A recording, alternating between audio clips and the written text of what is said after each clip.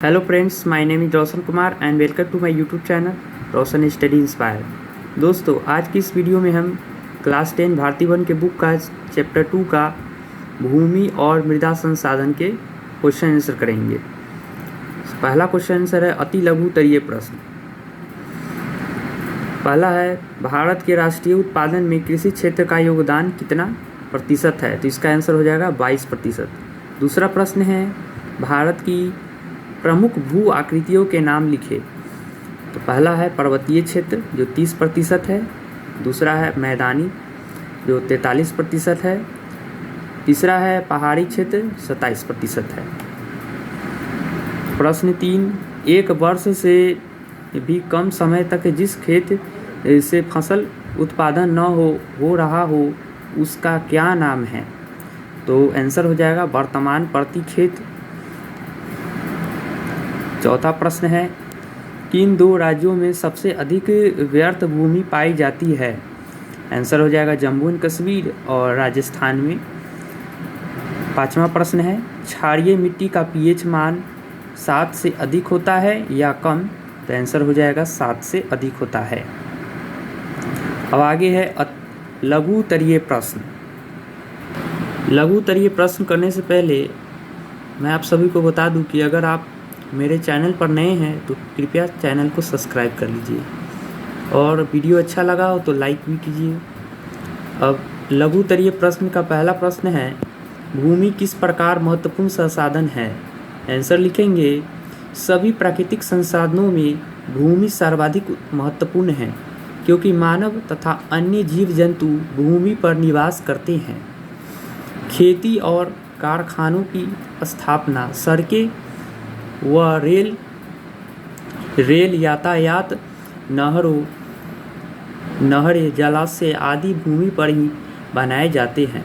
भूमि संसाधनों का उपयोग विविध प्रकार से मानव की विभिन्न आवश्यकताओं को संतुष्ट करने के लिए किया जाता है। अगला प्रश्न है 2, किन सुविधाओं के कारण भारत में गहन कृषि की जाती है? आंसर हो जाएगा, भारत में तेजी से बढ़ती जनसंख्या का दबाव और सीमित कृषि योग्य भूमि के कारण गहन कृषि की जाती है। भारत में वर्षा एक विशेष मौसम में होती है तथा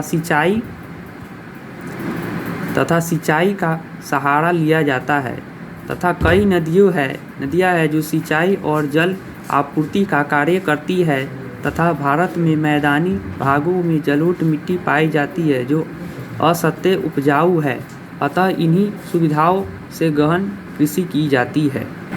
अगला प्रश्न है आपका प्रश्न 3, भौतिक गुणों के आधार पर मिट्टी के 3 वर्ग कौन कौन है? गंगा के मैदान में सामान्यतः कौन मिट्टी पाई जाती है? उत्तर लिखेंगे, भौतिक गुणों या कणों के आकार प्रकार के आधार पर मिट्टी के 3 निम्नांकित वर्ग है। पहला में है बलुई मिट्टी, इसमें पंख की अपेक्षा बालू का प्रतिशत अधिक रहता है, यह अत्यधिक मात्रा में जल सोखता है।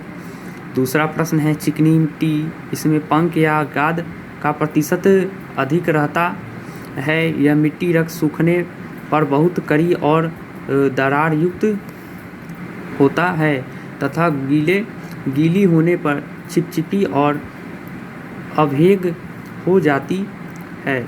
इस मिट्टी की जुताई कठिन है। यहाँ पर जुताई लिखाना था, जुताई कठिन है। तीसरा नंबर में है दोमटी मिट्टी, इसमें बालू और पंख दोनों का मिश्रण लगभग बराबर रहता है। कृषि के लिए दोमटी मिट्टी अच्छी मानी जाती है क्योंकि इसमें गहरी जुताई हो जाती है। गंगा के मैदान में सामान्यतः यही मिट्टी पाई जाती है। अब चौथा प्रश्न है स्थानबद्ध और वाहित मिट्टी में क्या अंतर है? तो आंसर होगा स्थानबद्ध और वाहित मिट्टी में निम्न अंतर है। आंसर होगा स्थानबद्ध मिट्टी वह मिट्टी है जो अस्थायी होती है, जिसमें पानी और पोषक तत्व मौजूद होते हैं जो पौधे द्वारा आवश्यक होती है।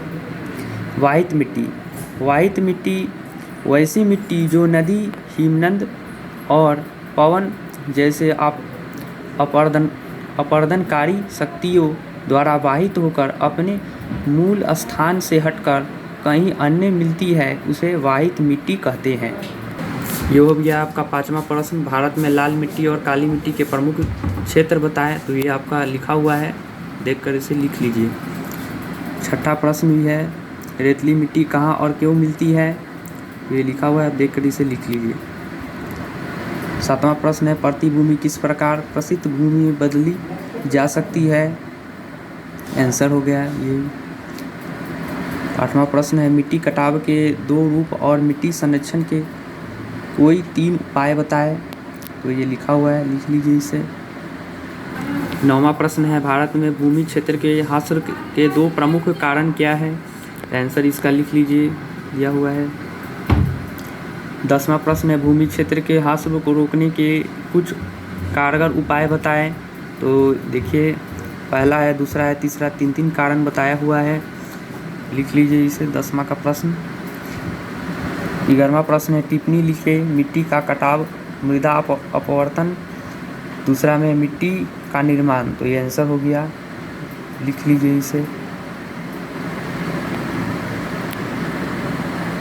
12 नंबर प्रश्न है, भारत में जलोढ़ मिट्टी कहाँ मिलती है। तो जलोढ़ उत्तर हो जाएगा, जलोढ़ मिट्टी के क्षेत्र निम्नलिखित हैं। पंजाब, असम, बिहार, मध्य प्रदेश, ओडिशा, तेलंगाना, तमिलनाडु और केरल आदि में मिलती है। 13 नंबर प्रश्न है, पहाड़ी क्षेत्रों में मिट्टी के कटाव को रोकने के लिए कौन कौन से कदम उठाए जा सकते हैं। आंसर हो जाएगा, पहाड़ी क्षेत्रों में मिट्टी के कटाव को रोकने के लिए निम्नलिखित कदम उठाए जा सकते हैं। सीढ़ीनुमा खेती कर कुछ वृक्षों को लगाना, दूसरा में वृक्षों की कटाई न करें, तीसरा में सिंचाई की उत्तम व्यवस्था करें। Thank you. वीडियो अच्छा लगा हो तो लाइक कीजिएगा।